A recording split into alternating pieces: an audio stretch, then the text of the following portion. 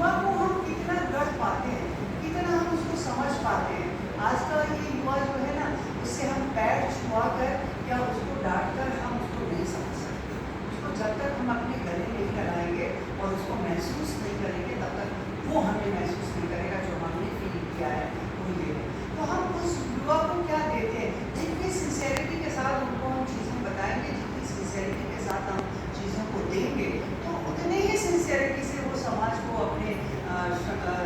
जिन श्रम की बात करते हैं, जिस शिक्षा की बात करते हैं, वो देगा। तो अब मुझे नहीं मालूम मैंने क्या किया है, वो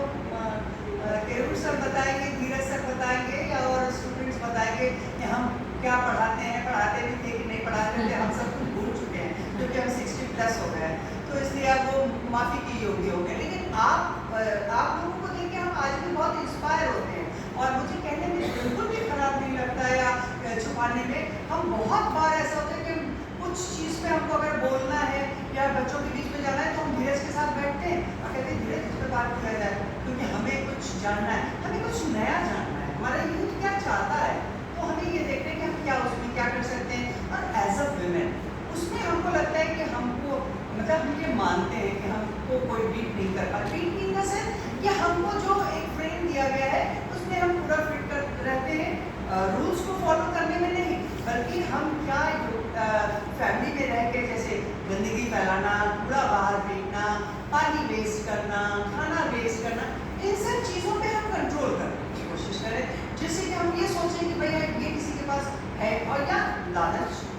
ये हमारे पास ये है, दूसरे के पास उनके पास इतना है, उसके लिए हम लोन ले लें, अपने गिरवी पे रख दें या चीज़ों को बर्बाद, ये सब। तो ये हमको एज अ विमेन हम और मेन को भी करना चाहिए, लेकिन हम विमेन हैं, हम अपनी बात करते हैं कि हम तब हम विकसित भारत की बात कर सकते हैं, तब हम गांधी के सपनों को साकार कर सकते हैं। क्योंकि अगर हम अपने नीड से ज़्यादा चीज़ों को लेते हैं तो फिर वही बात आती है कि गांधी कहते हैं कि वो आपका नहीं, वो एक ट्रस्टीशिप की जो बात किया तो उन्होंने कहा भाई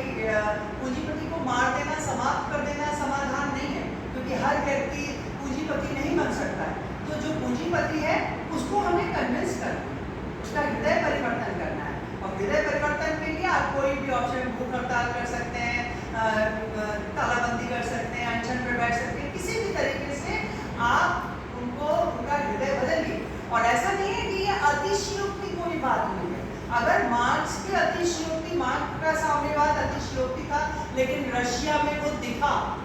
वैसे ही गांधी का अगर विचार जो है साम्यवाद अतिशयोक्ति है, ट्रस्टीशिप अतिशयोक्ति है, तो भूदान आंदोलन बहुत मायने में जब स्टार्ट हुआ तो सफल नहीं हुआ। और बहुत आज भी ऐसे हमने उन गांधीवादियों को देखा है जो कि क्योंकि हम ऐसे फैमिली को बिलोंग करते हैं या हम ऐसे जगह से आए हैं उनके जहाँ पर गांधीवादी विचारक थे और उसको जीते थे,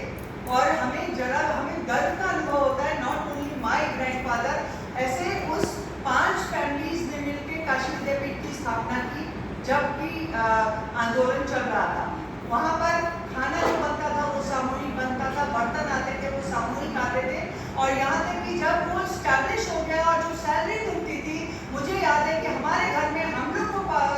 ग्रैंडफादर पैसा दे या ना दे, लेकिन वो आधा सैलरी अपना छोड़ देते थे फॉर पुअर फंड, गरीब बच्चों के लिए। तो हम एक उसकी बात की हमारे परिवार में नहीं, उस समय के लोग ही, उस समय की राजनीति, उस समय के कार्य सभी मूल्य पर है, तो हम क्यों नहीं कर सकते, हम पूरा नहीं छोड़ सकते। तो एक बच्चे को तो पढ़ा सकते हैं, चाहे वो हमारे पेट का ही बच्चा हो, चाहे हमारे आसपास कोई गरीब बच्चा, जो भी नीडी, अगर हम इस तरीके से एक दूसरे का साथ दें। और हमारे तो आप दोनों लोग को तो खास तौर से बताना चाहेंगे कि हमारे कॉलेज में अभी इन लोगों ने कल भी इन लोगों की तारीफ की, हमारे कॉलेज में इस समय पूरा हम लोग गांधी को जी रहे हैं 3-4 दिनों से लगातार, चाहे वो सफाई हो, चाहे वो एक दूसरे का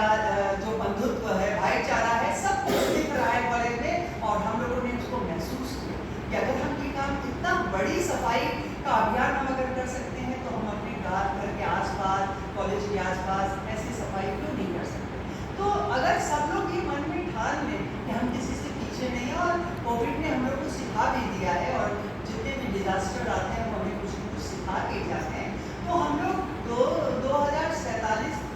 दूर नहीं है, और वहाँ तक हम लोग अपना सभी लोग अगर थोड़ा थोड़ा भी गिलहरी की तरह योगदान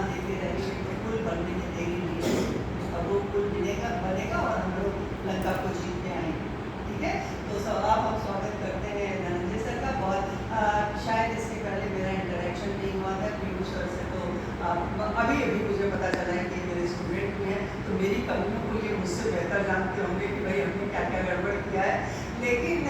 बहुत अच्छा लगा जब किसी कल आके कहा कि आपने मुझे शायद पहचाना नहीं। तो मैंने कहा कि कभी कभी ऐसा होता है कि स्किप कर जाता है और नाम नहीं याद आ रहा था, लेकिन तुरंत फिर इसने याद दिलाया और मुझे लगा कि मैंने कहा ठीक है आज मैं नहीं, लेकिन कल मैं सारे दिन तुम्हारे साथ कर रहेंगी।